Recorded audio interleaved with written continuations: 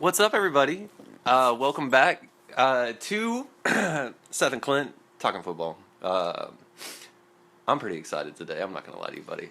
I'm with you, man. It's Big 12 time. Big 12. We got Big 12, Big 10 next 2 days. College football kicks off tomorrow night. We've got the Baylor SMU game that we're going to be at. We actually have decided that we're going to kick off our first Periscope from the tailgate. So you guys will be able to see, if you can't make it to the game, you'll be able to click on, download the app immediately. We will have a link to it posted along with this later so you can follow us. And we'll be live broadcasting, and like I said, we're going to move the podcast to that starting next week with our first weekend recap. Right, correct. So, and by the way...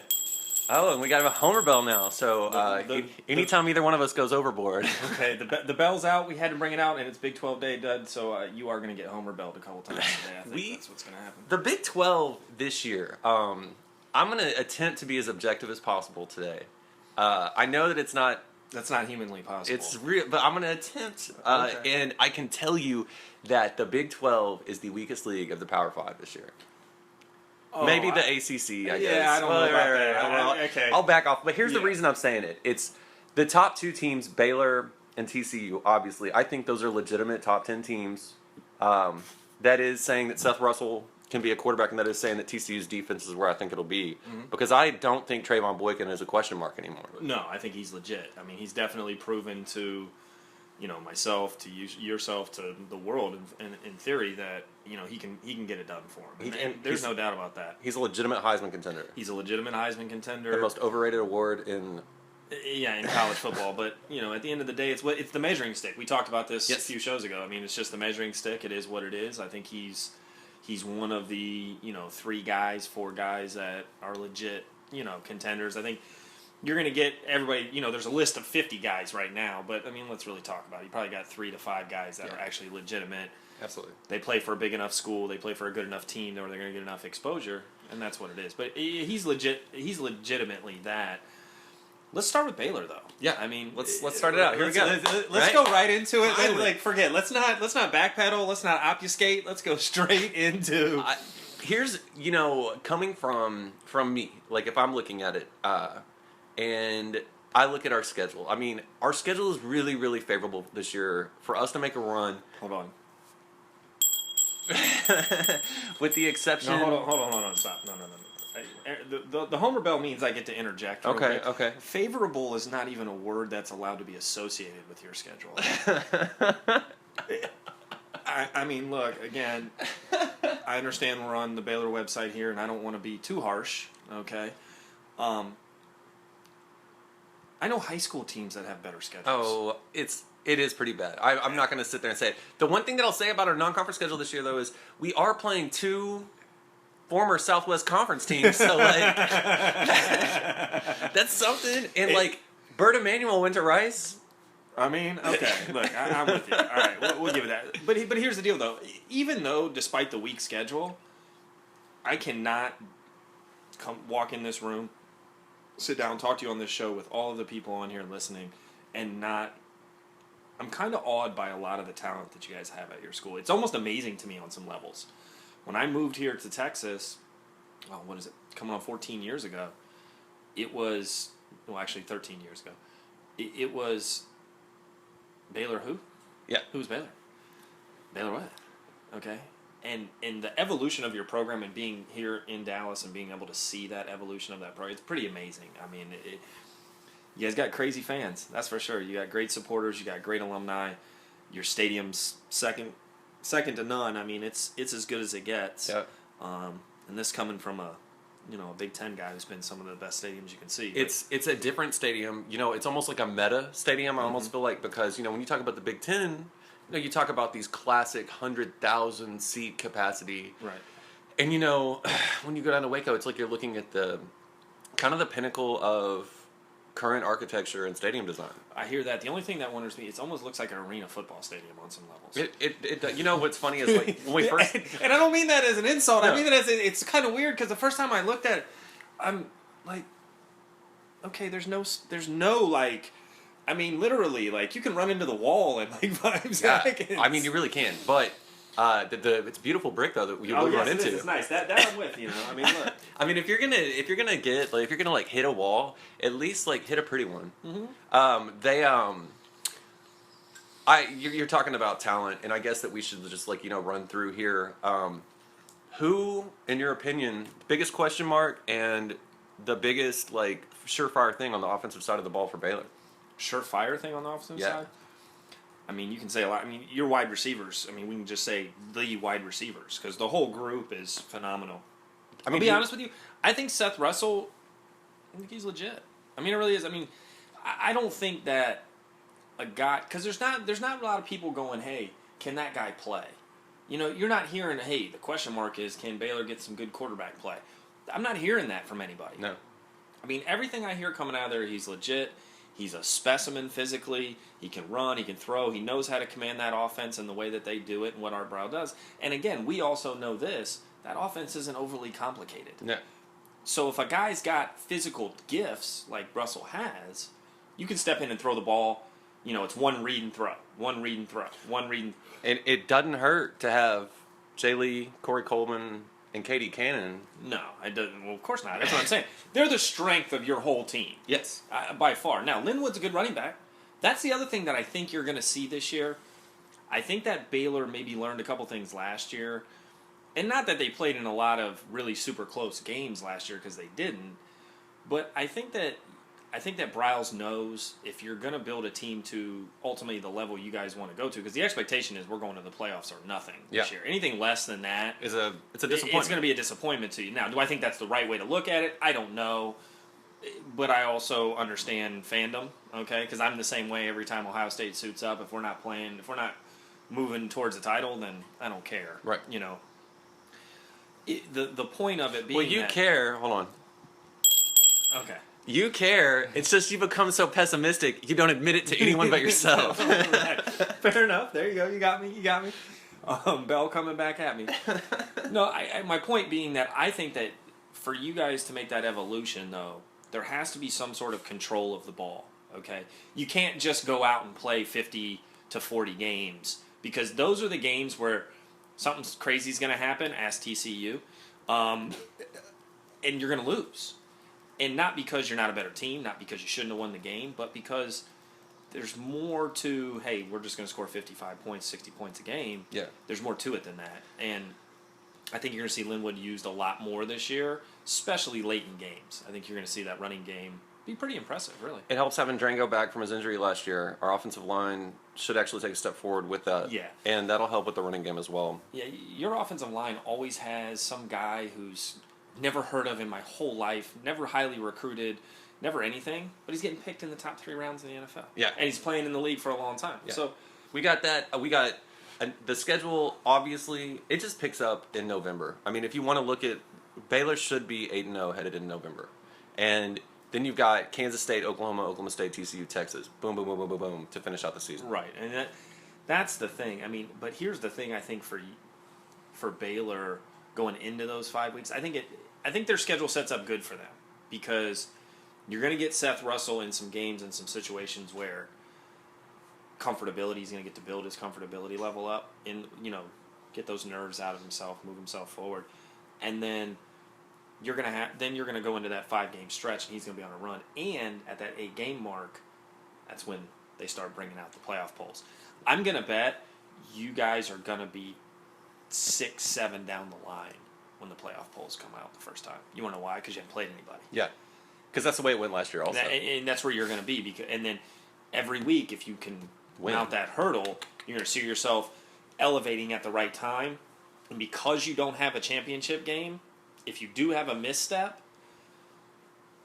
if you're building that momentum at, hey, in the last 5 games, we've gone 4-1, lost 1 game by a field goal on some fluke play or something like that, you're still building that momentum to where you want to be. However, if you don't go undefeated, you're not getting in. Yeah, absolutely. And I mean, TCU suffers that same fate. We'll come right to the Horned Frogs quickly. Hold on real quick before we get there. Best player. Offensive and defense. Offense, best player.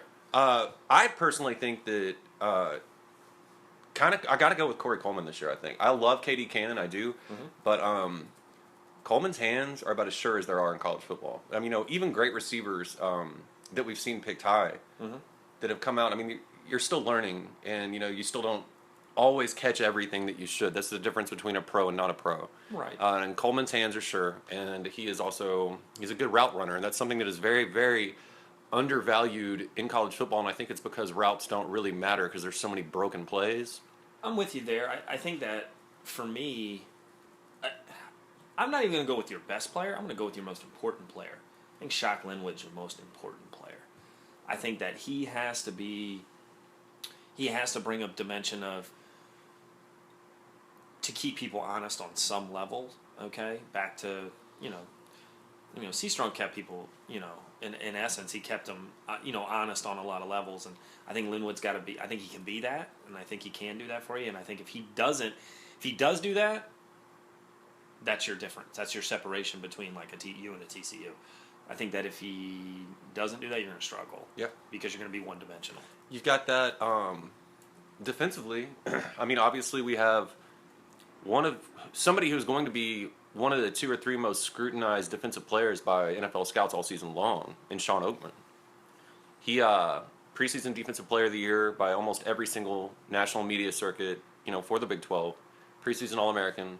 This is a guy who's being looked at as a top 5 pick. I worry about him. Mm-hmm. I've seen him make plays that blow my mind. I've seen him on the field and not known he was there at times also. Right.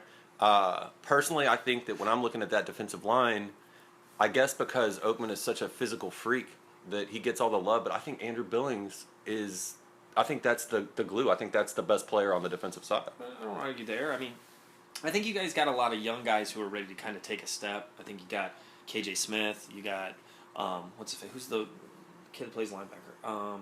Taylor Young. Mm-hmm. I think you have some guys there that have a lot of talent because you've kind of recruited a little bit better here and there on the defensive side. I think that at the end of the day, though, Oakman's your most important player. He's your most physically gifted player. He has to be that. Yeah. He can't be Javion Clowney, I'm waiting to get drafted. He has to be, I'm Sean Oakman, I want to show you why I'm so... It's not just that I have physical gifts that I can play football. And it's not just... I'm going to get 10 sacks in 3 games and then disappear in 7 games. Right. I'm going to play every snap. If he comes out and he plays every snap like he should, because him and Billings are both good enough to command a double team, mm-hmm. and you can't double team both of them. Right. And so if Oakman comes out and goes hard every play and you're getting that same effort out of Billings, Baylor all of a sudden becomes a real problem for these spread offenses. Right, but and that's a big thing for them because I don't think your secondary is up to snuff. No, not yet. So... What's the best gift you can give a weak secondary or any secondary for that matter is a great pass rush. Mm. Those 2 guys have to be difference makers. They have to. And we saw Phil Bennett blitz a lot more last year than I've ever seen him blitz. Mm-hmm. It was nice to see that. I felt like that more aggressive approach helped a lot. I mean, we also saw it, work against us sometimes, but it's going to. I mean, when you blitz, I think this was Phil Bennett's quote actually, like. But that's a darned if you do, darned if you don't. Right, somebody's band's playing. If you didn't blitz, somebody'd be sitting there. Well, you guys just let them march down the field with nothing. If you do blitz and you get burnt over the top for a big play, it's flip a quarter at some point. We'll look at it, and I mean, obviously, we're going to be covering the Bears all season long, and we will be there Friday. It's exciting, I guess. Kind of moving on to TCU and I mean, like we've said it, the last 3 podcasts just because that November 27th game is so interesting. Baylor TCU. Is TCU just marching towards that weekend right now? I think they got a big game. They got a big game tomorrow. I think that Minnesota is a huge game. I think don't sleep on Minnesota. Those guys play hard. That game's going one of 2 ways. It's either going to be over early or it's going to be a dogfight. Yeah. One or the other. There's going to be no middle ground on that one. I'm really... Oh, my goodness. Hold on. I'm really excited for tomorrow night's game because I did not think TCU would be what they were last year. They really... And it's Trayvon Boykin is what did it. So, I don't really like TCU. Kind of bred to hate them, honestly. But at the same time, I'm really excited to see them take the field because I'm curious to what this team's going to look like. And tomorrow is a giant test for them. I agree. I think that if I had to say it right now, and I know this is going to hurt everybody out there listening, Baylor has the upper hand. TCU has the upper hand on Baylor because they have them at home. Right. But we're going to talk about what I actually think is going to happen. We'll get to that a little bit later at the end of the show. But Boykin's legit, and this player Doxson's legit. Yeah. Ooh. You know, if Gary Patterson can do anything with his defense like what he used to do, because it used to be, can TCU score enough points to win? Yeah. Because your defense is going to keep you in the game. It's completely the other way now. It's almost a flip. TCU's going to score points. Yeah, they are. And they're going to score points at a pretty rapid clip. Okay, because Boykin's legit, the receiving core is legit. And I think the most not talked about player that they have is Aaron Greene. A 5-star recruit, goes to Nebraska, leaves, comes back, doesn't start last year, almost rushes for 1,000 yards last year. He's the type of player for that offense. He's a one-cut shifty back. He's not a bruising back. He can catch the ball out of the backfield. I think that guy's, I don't know, man. I like him a lot. I think he's got a lot of talent and a lot of game for that. He's for that good. Offense. He's perfect. They're also returning Sean Nixon back from his ACL injury. Yeah. They're going to have other people to take reps. Like Greene is not going to have to carry the entire load. They're going to be able to run out fresh guys on that field. Right, but that I think makes him even more dangerous because Exactly. he's a take it to the house kind of guy. Yeah. He's not a, giving me 25 carries and I'm going to get 125 yards. He's a give me 10. Give me 10 and I'll get you 120 and 2 touchdowns. Yeah. You know what I mean? Like that's throw me 3 passes and I'm going to break out and do something with you for it. So I like that. They have the other thing about TCU, like on that offensive side, the question mark's obviously defense, but it's just respect is respect, and they're also returning 4 of the starters off that offensive line. Oh yeah, their offense line's me. Look, I have no concerns about their offense. I don't either. But moving on to defense, like you said, they run the 4-2-5, which means that those 2 linebackers have giant loads of responsibility. Mm-hmm. The 4-2-5 basically is made in a way and set up in a way to where those 2 middle linebackers are essentially the coaches on the field and the most important players on the field. And you got to replace them, and an All-American at that. Yes. But here's the thing, though. You can always say that about TCU, and they're always good there. Yeah, they always pull some kids. They always, again, they're just like I talked about your offensive line. There's some defensive player on TCU's team that I've never heard of that's going to get drafted really high. It's like Georgia running backs. Yeah, who's going to be a difference maker in those positions. Now, do I think that they're going to be a great unit? No, but I think they're going to be good enough. There's a lot of athletes, a lot of youth. That's what we're looking at. And Barnett's going to do enough to get them there. I'm going to tell you right now, if they win tomorrow, their schedule sets up pretty good for them for the most part. Yeah, having Baylor. That Oklahoma game the week before Baylor. They got to go to Look Oklahoma. out. That's Norman. So here we go. All right, let's all right, here we go. Best offensive player for TCU. Trayvon Boykin. Is this even a question? Okay, there you go. And I'm not going to... And again, you're saying best player. I'm going to go with most important player. Yes. Aaron Greene. I give Trayvon Boykin as being somebody that really, really dislikes TCU just in the same way you dislike Michigan, kind of. I can tell you that Trayvon Boykin is in this weird list I have of collegiate athletes who I loathe the school they play for, but enjoy watching them play. Right. This is what I like to call the AC Law Award. Him, to be honest with you, I really enjoyed watching Manziel play when he was at A&M, even though I can't stand him and I was rooting against him the whole time. I would also put Jameis Winston on this list last year. Like, Tim Tebow for me was on this list. Like, do you have any players like this on this list to relate to? You named a couple. Look, I got a little bit more love for A&M than you do. Yeah. I've been there a few times, I've seen a couple games, I have some good friends that are alumni there, so you know all about that story, but that's a little different scenario. Yeah, I got a couple of them. Let's throw them out there. Desmond Howard. Yeah. Watching that guy play was fun. Charles Woodson. The entire Fat Five. Right, the entire Fat Five. Charles Woodson. We can talk about Michigan guys, but then we can go into some other. I'll tell you one guy that I loved to watch. I loathe Notre Dame. I love Notre Dame on a lot of levels. I loved watching Brady Quinn play. Yes. Brady Quinn in college, I have no idea how that guy did not become good in the NFL. I don't either. But just the way he threw the ball, his physical presence, I loved watching him play in college. Yeah. But I hated it. Man, Danny Warfel is another one. Nice one. I'm going to put Reggie Bush on this list. That's a good one. Because I just like USC. Lendale White. I used to love to watch Lendale White play. Dude, and all right, here we go. The most obvious choice for a Baylor fan in this has to be Vince Young. Yeah. Exactly. No, that's not, I watched him beat Ohio State, one of our best teams ever. Man.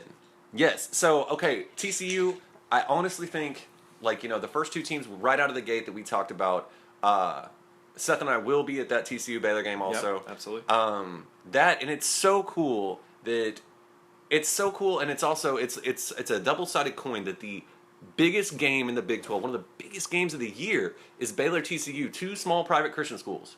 That also hurts the Big 12. It does. Because national perception is, if they aren't the big national every year powers. Right. Your stand true programs, your thoroughbreds. Mm-hmm. You can't play, you can't match up. And we had this talk, and we're about to go into a thoroughbred team that you have in your conference. So I guess this is a good segue to talk about this. I told you this when we were doing, our basketball summer stuff and kind of talked through that, and then I came back from the Peach Jam. I was in the Peach Jam, and even when you're at a big, huge basketball event like that, people are talking football. It's just naturally conversation there. I'm going to tell everybody this. I travel a lot. I'm from Ohio. I go to Ohio a lot. I go out on the West Coast and visit friends a lot. I live here in the South. Nobody talks about the Big 12 except for people who live in the South. Yeah. You have no national pub, no national thought process. People aren't going. When you're talking to somebody in Big Ten country, and they're talking about, yeah, man, Alabama's going to be tough, and Georgia's going to be good, and man, USC's got to have a team. And they're not talking about Big Ten schools. They're talking about these national teams. Not one of them.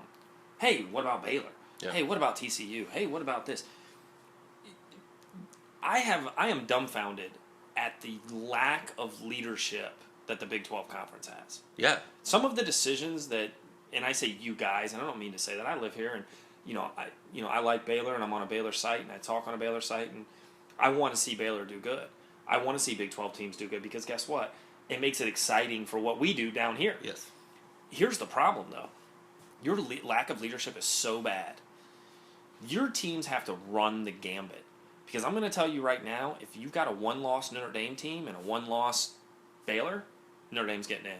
If you have a one-loss Pac-12 champion and a one-loss Baylor team, Pac-12 champion's getting in. Yeah. If you have a one-loss Big Ten school, Big Ten team's getting in. Mm-hmm. If you have a one-loss ACC team, they're probably getting in. Close to it because they get to play in a championship game. They have national press, so on and so forth. Now, that one-loss team is dependent. If it's Clemson or it's Florida State, they're in. If it's Duke, they're not in. Yeah. But my point being, or Georgia Tech or somebody like that, my point being, I don't know what you guys are doing from a PR standpoint. I don't know about this. And look, after what you saw what happened to you last year, Baylor should have dropped every team on their schedule and went out and scheduled somebody else. Because that's the only way you're getting in. You got to build up such a strong. You got to beat Notre Dame. It's tough to say because hearing it from what we get, the information that we get, down here is that we did attempt to make moves and failed with a few major marquee opponents, which I can get, but we really need to work on. I think that even if it showed that we were signing.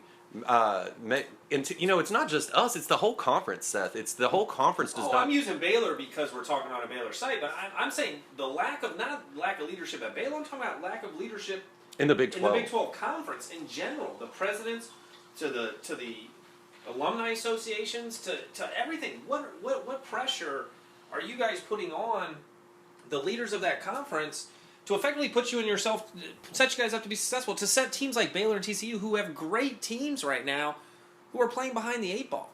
Yeah. Because I'm going to tell you right now, the same thing that happened last year is going to happen this year, and you're not getting in because of it. You have to run the table. You have put it to them. You have to run the table. Yep. You can make no mistakes.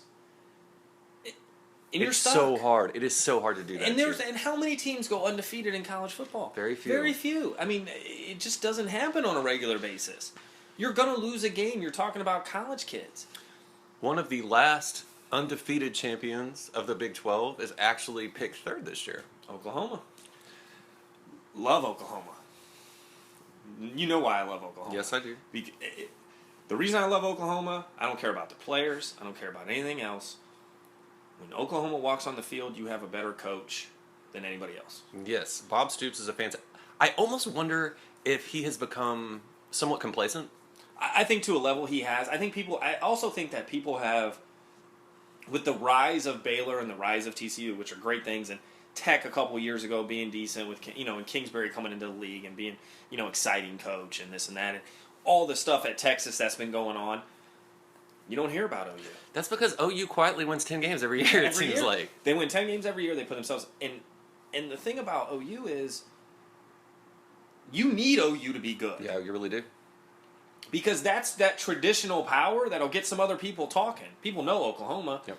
Texas is not going to be any good, and we know this because they're just so bad at the quarterback position. I think I could come out of retirement and play quarterback for UT, but that's beyond the point. I like Oklahoma because you want to know something? Stoops has coached in big games. He's lost in big games. He's won in big games. Yeah. You can knock his, they've been in the championship, he's only won one, this and that, and all that other crap. That's fine. I don't care. He's played in big games. He's won them, and he's lost them. What big games Barnett coached in? What big game has Art Briles coached in? Fiesta Bowl, a Fiesta Bowl with no chance to win a title. Right. I agree with you. He's been there. He's been to the mountain. So to me, you can't ever count one of his teams out. And are they going to be different on defense? Sure, but it's Oklahoma. They always got guys on defense. They do, and they have, in my opinion, the most exciting running back in the Big 12. P. Ryan, I like him. They also got Joe Mixon, who's I'll be honest with you. With what he did, and he's still on campus, that boy must be able to play. They lost. I'm kind of sad that we never got to see Beckham Greene play. Oh, at Oklahoma? For them? Yeah. I kind of wanted to, because like you said, the importance for a Baylor and TCU fan, and really any fan of the Big 12, the importance of OU hitting that 10-game win mark is crucial. You need them to beat Tennessee on the 12th. They must. That's a huge game. Everyone, listen to me. Go buy red and wear it while you are watching that game. Pray for Oklahoma because they have to win that game. That game is huge for the conference.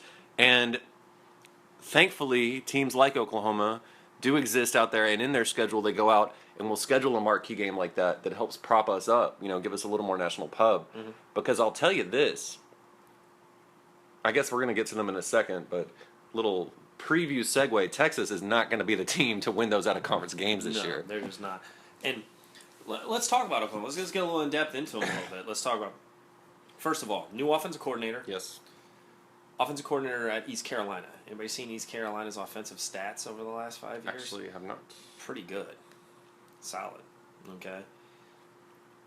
You got the quarterback, though. New quarterback, who my bold prediction of the year is Oklahoma will score 75 on Texas Tech. I am telling you right now that Kingsbury may have made the most critical mistake in his head coaching career if he doesn't start winning games at Tech by letting Baker Mayfield go, because that kid can throw the ball around the field. Throw the ball. He can throw it around the field. You're going to get some identity on offense, I think, for the first time. I think that they realize, which I think is actually going to help their running game. Yeah. Because P. Ryan's legit. P. Ryan's going to play on Sundays for a while. Mm-hmm. The old, we're all two-back system. He's going to be a feature back in the NFL. He's got that type of level of talent.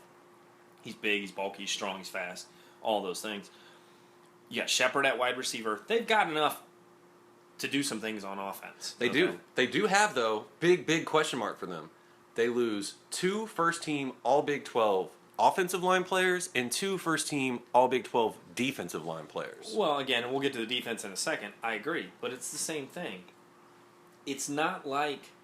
They don't have a stable of them. Correct. It's not like, in my opinion, it's not like...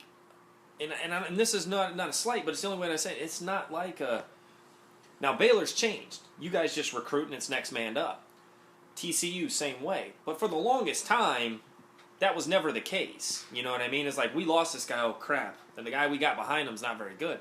Oklahoma they're a factory. They are. And you've got the thing that, okay, so you're talking about Riley's air raid offense, basically. Yeah. I guess it's more of a Mike Leach type offense that he's got. But you also have, we've sat there and we've talked about Piron, we've talked about Joe Mixon.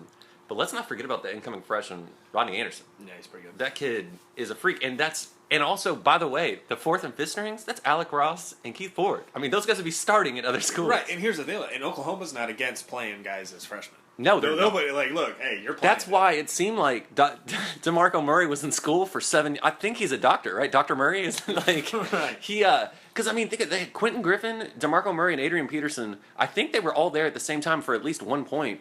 If they weren't, I would be shocked. It just felt like they were all there forever. I don't know what it is about Oklahoma, but that's because they play them as freshmen. Right. I mean, I hear you. So, I mean, offense, I think they're going to be okay. I think they'll have a couple bugs, but I think they're going to be okay. Defense, I think, of all random things, is going to be where Oklahoma's short this year. Yeah. However, let's look at their defense. They still got Eric Stryker back. Yeah. Yeah. He, in my opinion, is the best defensive player in the Big 12. He might be. You got Stryker back. He's. You've got Zach Sanchez in defensive backfield. And they got play. And again, then they're going to have players that you never heard of, or were big time recruits, or it's just next man up, and they're going to play. Yeah. And they're going to get their defense together. Look, I like Oklahoma a lot. We can sit here and beat that to death, but I think they're going to challenge, and we're going to talk about it. My predictions at the end of this, but. I'm not going to go best player on offense. I like most important player to their season. Mayfield is the most important player to their season. Can he knock the rust off and play? If he can, I think sky's the limit for them in the Big 12 conference. Piron is who I think. I'll just go with my favorite offensive player for them, and that's just when we saw him shatter the individual game record last year and do it really easily. Mm-hmm. When he's got holes and that line is blocking for him, he has the capability of picking up a little steam, and you're just not going to bring him down first hit. No, he's a big boy. I mean, he's a power runner. I like him a lot. He's their best player. Yes. When I think Mayfield's the difference between them being good and great. Good and great. I am going to go with you, and you said the name earlier. Eric Stryker's a freak.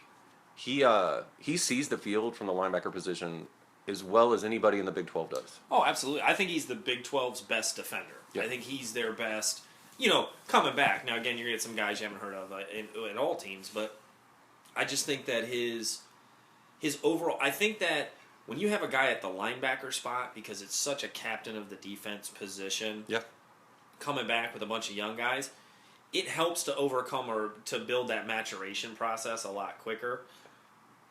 And I just think he is the key to their, because like I said, I think they're going to be fine on offense.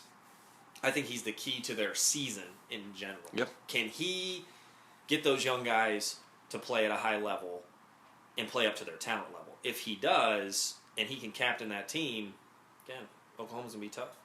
The Oklahoma, like we just talked about it, the Oklahoma, I mean, the schedule, the way it sets up this way for literally everybody, and that's important in the Big 12, and that is the Oklahoma State, Oklahoma, because I think Oklahoma State, I think we see them finish 4th in the conference this year. I think that, we can go, I guess we're segmenting right into it, because Bedlam happens the same weekend. I don't, actually. I think Oklahoma State takes a, I think this is kind of their year where they're going to step back a little bit from what they've been doing, Oklahoma State's been good for the last 5 years. I mean, very good, consistently good. Yeah. I think they're going to take I don't want to say significant step back. They'll take a sidestep, maybe. I think they'll take a sidestep. I think they're going to, they're going to have to retreat a little bit. I think Rudolph's did some things in the new year last year to kind of be good. You know what I mean? To show that he's got some talent.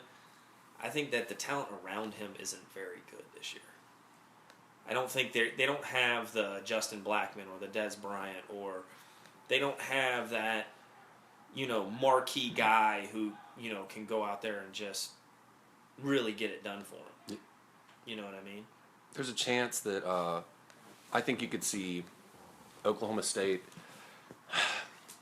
The Bedlam game is huge to me, and we have them up there this year also, in Stillwater. Mm-hmm. And Stillwater, traditionally, at least for us, is a very difficult place to play. Right. I think that you could see them. I don't know. I mean, last year they came out and looked great against Florida State, the very first game of the season. Right. Like I said, I don't think that they're. I just don't think they're. There's nothing about them that screams. I know a lot of people like them. Me personally, though, I'm just not an Oklahoma State guy this year. There's nothing on their team that gets me excited. I understand. Maybe that's a good thing. Maybe that's a bad thing. Maybe I'm probably undervaluing them a little bit. But I also think that some people are overvaluing them extremely. Well, I can tell you that they have 0 run game. Right, which that hurts. Yeah, there's no way to control a game at that point. You're looking at a 5-year recruiting ranking. It's about middle of the pack in the Big 12. It's not terrible. It's not awesome. Mid-30s. Mm-hmm. But I mean, we'll see. Like Mike Gundy, I can't figure him out. I can't decide if he's a really good coach. I'm not overly a big Mike Gundy. He's fan. a man. I'm a man.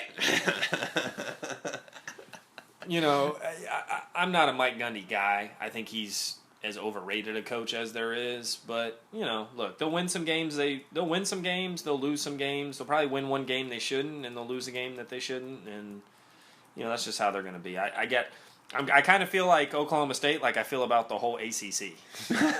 That's kind of how I feel about Oklahoma State. Okay, like coming down from them then. Well, let's go best player. Come on, we can't skip them by here. Can I say? Dax Garman, maybe. I guess I'm gonna go with Rudolph as their best player. I'm gonna go with Rudolph at quarterback, and on defense, I'm gonna go with anybody that excites me that much. I'm gonna go with the guy who plays guard, tackle, and end. He guards the water bottle, tackles anybody that comes near, and sits at the end of the bench. That's that guy. What's interesting to me is we talk about the flagships, the massive flagships. I think that Texas will somehow finish 5th or 6th in this conference. See, and here we go. Now we're gonna go. I guess West Virginia. I don't know. This is a tough one for me because now we're getting into Now we're getting into because this is where the problem. This is where it falls off. This is where it just falls apart. Your league is just so at this point flip a quarter on everything. Yeah. There's nothing to love about anybody. Texas really confuses me. I think Texas is gonna be 6-6, 7-5. Yeah. I think 6-6, 7-5. They're so bad. If we're going into Texas, then we go right into one thing. You are the University of Texas, and you can't recruit quarterbacks. Yeah. Does Charlie Strong think that there's an option for an all-time quarterback when he's playing? I can't get it. You're in Texas where they make... we're a quarterback factory down here. Think about all the people that we put in other uniforms in other states that have done so well. My boy who I talked about, Max Whittick, they thought he was going to play quarterback for him this year, but didn't graduate from USC. So now he's at Hawaii, but he has to sit out or whatever. But not the point. How can you be the University of Texas in the state of Texas where you guys produce more quarterbacks than probably any other state on the recruiting level between Florida and Texas? I'll give you an example. DeSoto, their quarterback is Tristan Wallace, who I watched play the other day. He's got God-given talent. He's not a quarterback yet, but he's got God-given talent. He can throw it a country mile. Kid threw for 400 yards and 4 touchdowns on Saturday, and they lost. He's from DeSoto, and he wants to go to Ohio State and play? When you know you're not going to play for 5 years because we've got so many quarterbacks, and there's a quarterback behind you who we've recruited who's one of the top 5 in the country, and you want to go to Ohio State, you don't want to go to Texas? You tell me what that says. I agree. And if you want to take it a step further, you're looking at the University of Texas right now with the quarterback situation. Also look at their recruiting classes on the offensive and defensive side of the ball. They pulled in people. Technically, that should be a top 10 team right now every year because of who they recruit. But at the same time, I don't think Charlie Strong's the man for the job. I don't know that I agree with that statement. I think that he's the man for the job to get the program cleaned in a way, and then I think he's going to get washed out. I think he's going to be the Butch Davis. He's going to get them going the right way, and then he's going to go take another job, an NFL job or something like that. And then that guy whoever comes in is going to be Larry Coker. Yeah. And he's going to get all that talent and all those players, and it's going to be built back up. There's going to be a hysteria around it. However, it's not even just that for me. It's the fact that they can't, they recruit. I don't know. I'm dumbfounded by what Texas does. Jonathan Gray's really good, though. If you didn't have to score points in football games, you would actually find that Texas would be a good program, though. Like, if you didn't have to score points, they would win games. Okay. Because, defensively, they do have a good secondary. They got good players on defense everywhere. And Charlie Strong's a great defensive coach. They made a lot of games last year. And that's what's interesting about the matchup with Notre Dame is there is definitely a possibility that Texas can make that interesting. They just can't win. They can make it interesting. They'll make a lot of games interesting because look, they're not devoid of talent. No. They're devoid of. They can't recruit offensive linemen. They can't recruit quarterbacks, and they can't recruit receivers. They can recruit running backs till they're blue in the face. Yeah. Their offense is such a mess. I just don't understand it. Texas makes me sad because it makes me sick, and I'm not even a Texas fan. I hate them, but it's tough to hate them right now because you need them to be good. Exactly. This is what I'm trying to say. This comes back to my whole point of it. You need them to be good. The problem is the guys in this, when you guys put this when the purge happened and everybody was going here and going there, and it was, well, is there going to be a Big 12 or not be a Big 12? When you brought the Big 12 together, you brought it behind Texas. Longhorn Network, Texas Money, all that other stuff. They're the flagship program in your league. No offense to anybody at Baylor, anybody at TCU. They're one of the flagship programs of the nation. Correct. They're the flagship program of your league, and they're average. They're a 500 football team. Yeah. Anybody not see where the problem lies here? It would be like giving. I just don't know. It's terrible. Like, I just thought of 60 different movie analogies to throw right there. I neglected them all. But with Texas, I can tell you this: I do not care who their best offensive player is, and I do not care who their best defensive player is, because what I see is a team that needs to turn it around right now. They need to go out and find themselves a quarterback this year. It's not going to happen this year, right. But my goodness, Charlie Strong, if you do not have one next year, that clock is ticking. It is ticking on you. Mm-hmm. But I do hope that they're making shirts this year that say Texas Athletics, smart and strong. Smart and strong. If somebody hadn't done that yet, they're losing out. I don't. Again, I feel like, you know who I feel like I'm talking about here? Georgia Tech. Okay, yeah. You could win a game. You could lose a game. Yeah. You got a couple decent guys, but we're talking about Texas, and that's how I feel about it. I agree. I think that, I guess like you said, coin flip. Moving on, man. Like West Virginia. Okay, let's talk about that. So here we go. I like West Virginia. Love West Virginia. You want to know why I love West Virginia? Because I've been to a West Virginia football game, and you will not find a crazier place to watch a football game on the face of the earth. No. It's nuts. They got guys running around with musket cannons, shooting them at, running at a, dude in a Mountaineer outfit with a big, long gun, come running out of, nowhere, and you're just sitting there all of a sudden, boom, and you're looking over your shoulder, think somebody's shooting at you. It's nuts. You got guys drinking moonshine in the not even the student section, just old men sitting there watching the game drinking moonshine. Look. They have one of the best home field advantages ever invented. Is it true that they have moonshine on tap? Look,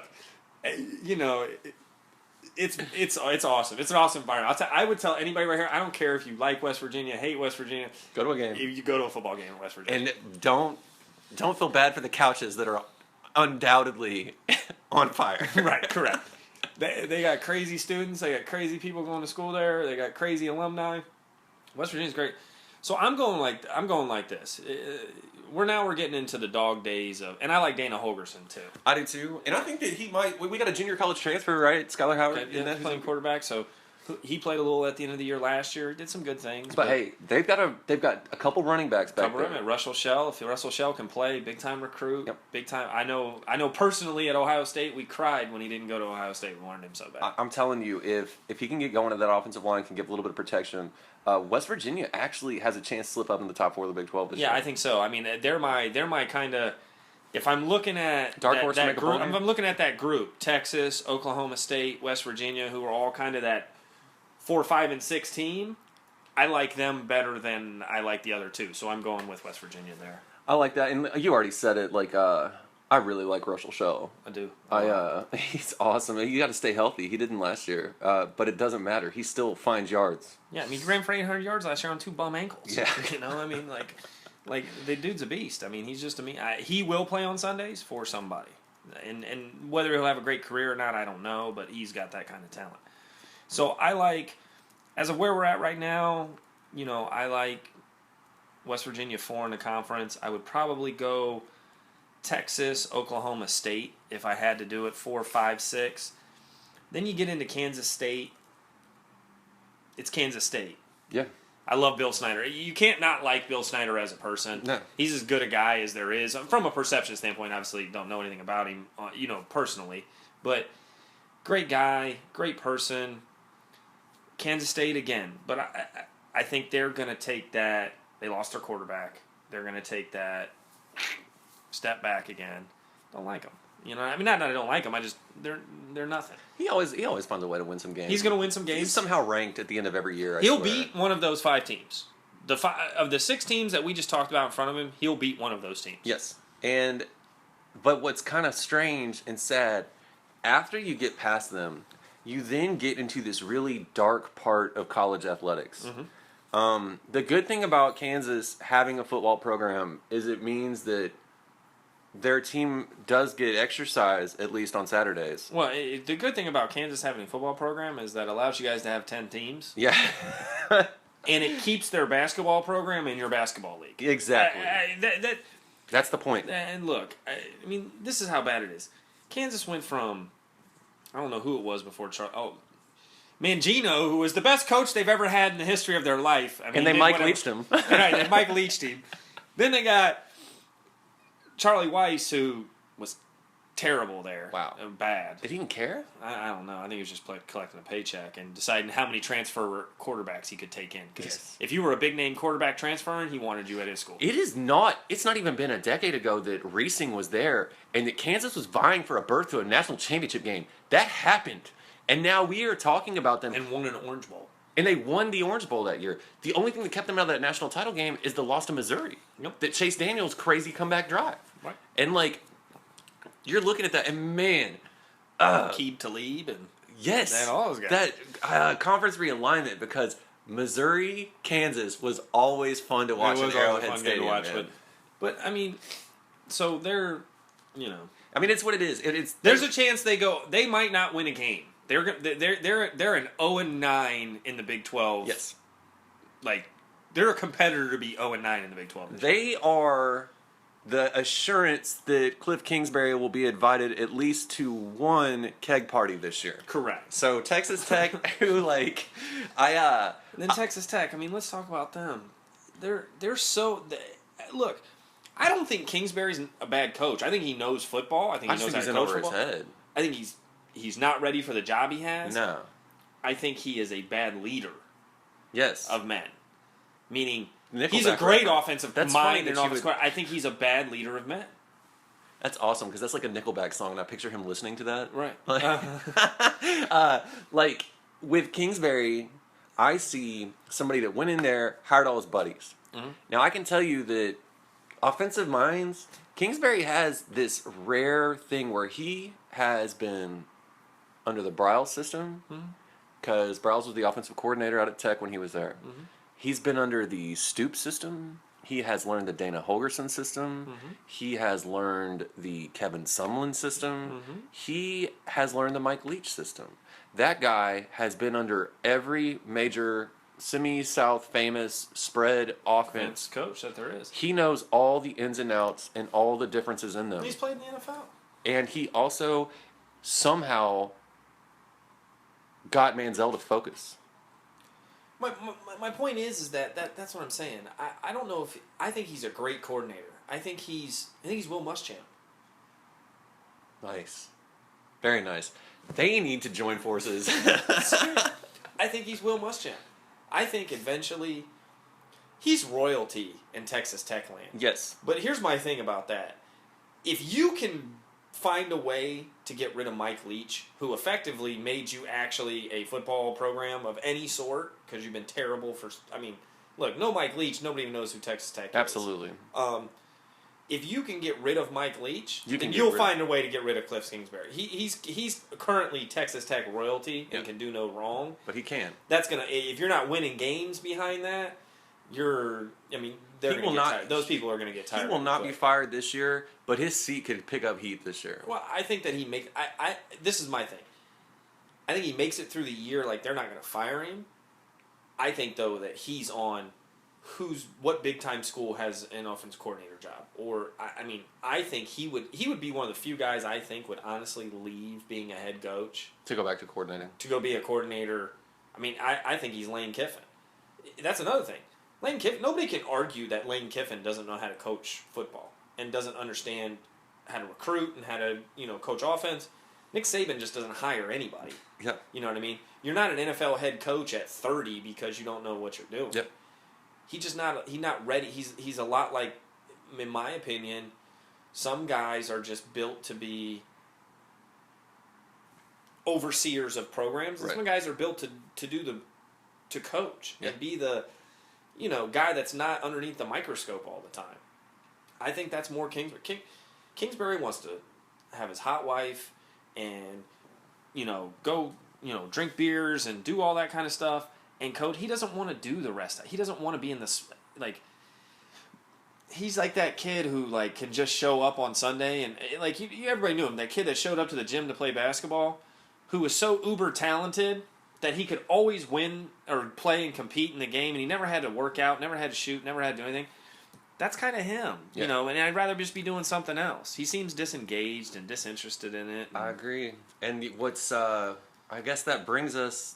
Lastly, to Iowa State, who sometimes I forget exists, to be honest with you. Look, the only thing I like about Iowa State is the Iowa State-Iowa game is always a good football game. It is, and the only other thing I like about Iowa State is kind of trying to figure out what came first, chicken or the egg, with them and USC's uniforms, because they are so similar. So similar? No, with it. All right, this is going to be kind of cool. We're going to do a little something different for y'all this week. We're starting this week, and... well, hold on. Let's get to the prediction time before we even get to that. Snap. Okay. Prediction time. Who wins the Big 12? Baylor. Baylor wins the Big 12. There are 2 one-loss teams, but head-to-head matchup will go to Baylor, and I think that they actually made that a rule this year. So you're going with Baylor. I'm rolling with Baylor. Here's my deal. If you make me pick one team, I'm going to pick Baylor because I'm going to roll with my boy here, and we're going to go with Baylor. But I'm going to tell you this. I've told you this for probably 3 months now. You're going to have 3 one-loss teams. Yeah. You think that OU, TCU, and Baylor are going to beat each other? Little vicious cycle. I think TCU beats Baylor because it's at TCU. TCU loses to Oklahoma at Oklahoma. Oklahoma loses to Baylor at Baylor. In Waco, yeah. And I think that those 3 teams go 11-1, and you guys don't get anybody in the playoff. And we're sitting there looking at 5, 6, 7 in the nation. You're looking at 5, 6, and 7. Probably. And that's what I'm going with. My problem is just as a football guy, the separation between 3 and everyone else. Between TCU and Baylor is so small. Yeah. I mean, it's that I think it's so if you if you just had me pick as a football person, I would pick home TCU because they have home field advantage. But you got to remember Gary Patterson's loathing of Art Briles always plays a factor. Yeah, but I think his loathing is offset by the fact he gets to play at home this year. Yeah, you're right. But I'm going to go with Baylor because there it is. All the love to the Baylor people. That's all you have to say. There it is. Homer Bell. We got that offensive player of the year. I'm going with Boykin. Boykin. I have to concur with that one. Mm-hmm. And I'm assuming that we were both picking the same defensive player of the year as well. Striker. Yes. So Coach of the year. Coach of the year. If Stoops gets 11 wins. I'm going with Stoops If he gets 11 wins, yeah. I'm going with Stoops because I think he's going to do the most with less. Because with you're in a tough spot with Bryles and Patterson because they are both expected to win 11 or 12 games this year. Yeah, I'm going with Stoops because I think they're going to surprise, so I'm going with Stoops. Okay, moving on, a couple more segments for you here. This one's pretty exciting. First thing we're gonna do is tailgating tips for the weekend. Here we go. We're gonna like roll out some ideas, some suggestions, everything else. So the meat that I'm gonna talk about this week, it's kind of catching on. It's a little bit trendy. It's something that I think that everybody, if you haven't had it, you should get into it. If you have a smoker and you're able to make brisket, make that brisket, slow cook it, 200, 225. I like to use peachwood on it. A lot of people think that's too light. They roll with a mix of like oak. Some people use mesquite, which I don't know why, but they do. Like, because to me, like if you're cooking with mesquite, you might as well just like inject smoke flavor into it and pray for heartburn. Like you might have a better luck actually just eating a bottle of like cayenne pepper. Be about the same feeling. Okay. So you roll with that. But what I'm talking about this week is burnt ends. And so if you smoke a brisket and you cut off the point, you're going to slice through the layer of fat that basically separates the flap and the rest of the meat on the brisket. You're going to take it off and you're going to put it back on the smoker. Now, you're going to find something to complement your dry rub with this. I like to call this mopping. I'm sure that actually is the term for it now that I think about it. But I like to use like a maple syrup glaze with a bit of brown sugar to complement the brown sugar that's already in my dry rub. And mop it and slow cook that thing, same temperature, maybe even drop it down a little bit more for another hour, hour and a half.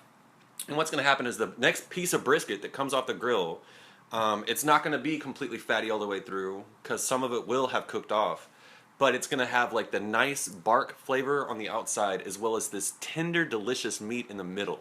And you can serve that plain like I like to do. You could also serve that with an au jus if you wanted to.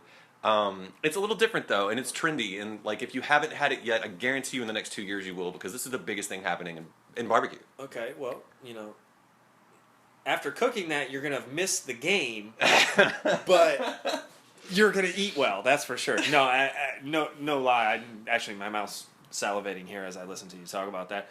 So he's touched on the food. My thing. People who know me, I'm a big beer connoisseur, so I drink a lot of beer. So.